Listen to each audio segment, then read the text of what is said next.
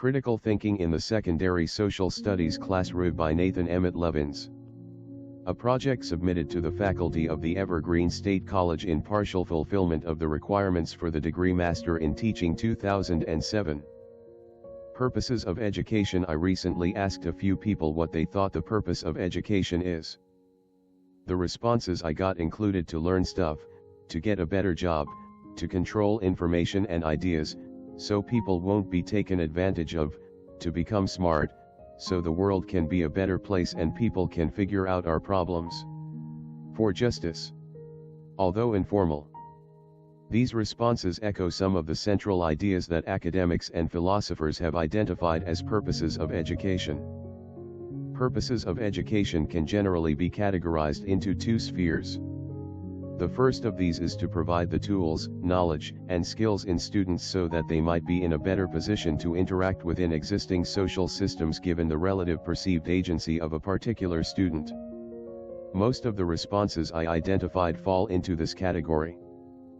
The second category of purpose can be seen in expanding on the development of these tools, knowledge, and skills, to be able to develop, through education, the ability to identify problems or potential improvement with human conditions, and further plan and execute actions in solving, resolving or transforming these conditions. Teaching for critical thinking, as explored and defined above, places emphasis on a model of education interested in the agency and potential of all learners without dismissing the reality of the social and economic structures in which agents operate.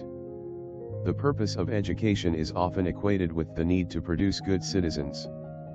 In our society, this is often articulated in terms of developing the skills, tools, and knowledge in young people so that they are better able to understand our social systems and participate in democracy. However, what this looks like is often not made specific. It may mean developing the tools to be able to understand social, political, and economic issues for the purpose of electing leaders who can move polity in a desired direction. Some might take this further, asserting that students who demonstrate the most promising skills and ability in areas of citizenship might become political or social leaders themselves. And still, some might be inclined to mean studying when, why, and how society has changed, how agents have affected this change, and how students might interact with society. Approaches to the organized and deliberate education of people in any purposefully sustained social and economic system predicate teaching and learning in ways of thinking that are often designed for specific occupations or roles anticipated by controlling forces within such a society. Often with little thought given to how particular status quos, or the dominant customs of social organization and interaction, might be critically understood and improved upon for the purpose of improving the collective human condition. In most cases, the debates around the purpose of education can usually be broken down into two spheres, a production model and a developmental model. The former is primarily concerned with the economy and existing social structures, largely seeing education as the cultivation of human capital potential. Likewise, in this model, particular kinds of educational modes, or the lack of education, can be used as devices of limitation for groups or individuals whose developmental potential, in terms of education, might challenge or threaten existing hierarchies of power in a given society. The historical and calculated treatment of marginalized groups in our society is a clear example of this, and will be discussed more in the following chapter. For now, it is adequate to make this primary distinction in broad spheres of formulating the purpose of education. In the production model, students are foremost viewed as economic entities whose education influences the level of worth in terms of his or her human capital and economic value as a consumer. Tracking and sorting practices in schools often represent how this concept of purpose in education manifests in schooling models. The act of teaching for authentic critical thinking is more interested in developing qualities of cognition to inform personal and social action choices in productive, innovative, transformative, empathetic and compassionate ways than it is with maintaining dominant structures and ideologies. I recently spoke with a high school teacher of 16 years. Our conversation implicitly revealed a view of education's purpose in line with the production model.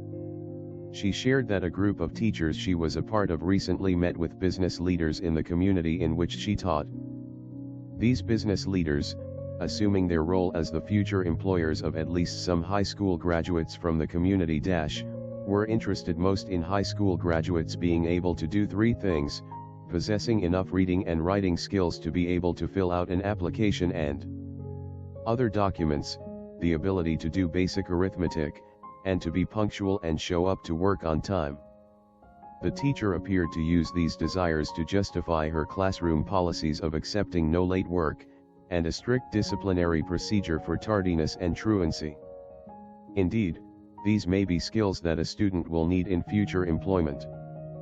But underneath this desire to serve the students and develop in them the skills and knowledge to navigate future roles, lays a production model and philosophy of education that has, at least to some extent, predetermined the agency and actions of students, and seems to conceive of their secondary schooling as, at least in part, a behavioral training ground for being fit into an existing system, with minimal concern given to how students might understand, interact with and influence that system.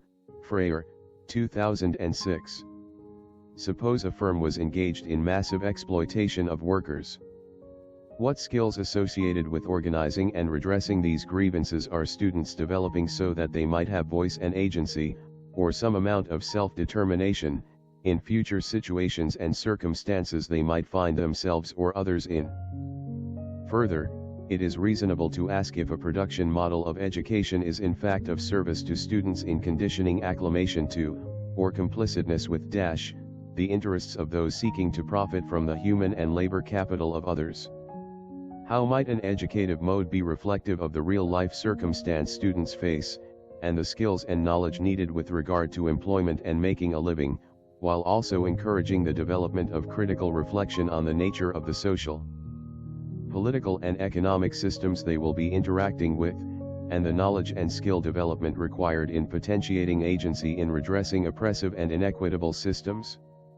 In short, how can educative practices be conducive to the development of citizens participating in our democracy rather than unwittingly subjected to an illusion of agency, or succumb to social and political apathy? Teaching for critical thinking potentially offers an effective tool in this process. A developmental approach to education rejects a benevolent disposition to learning where controlling voices assess social needs from a dominant class paradigm and go about the business of educating in a way that, at worst, exclusively serves these interests, or, at best, paternalistically determines the best interest of the student and directs them toward maximizing their individual potential within existing, often seen as unchanging, hierarchical social, political and economic systems. A developmental approach an approach more adhered to in this work appreciates and nurtures the development of students in ways of instruction that ask the why, how, so what, and perhaps most importantly the now what of things and experiences.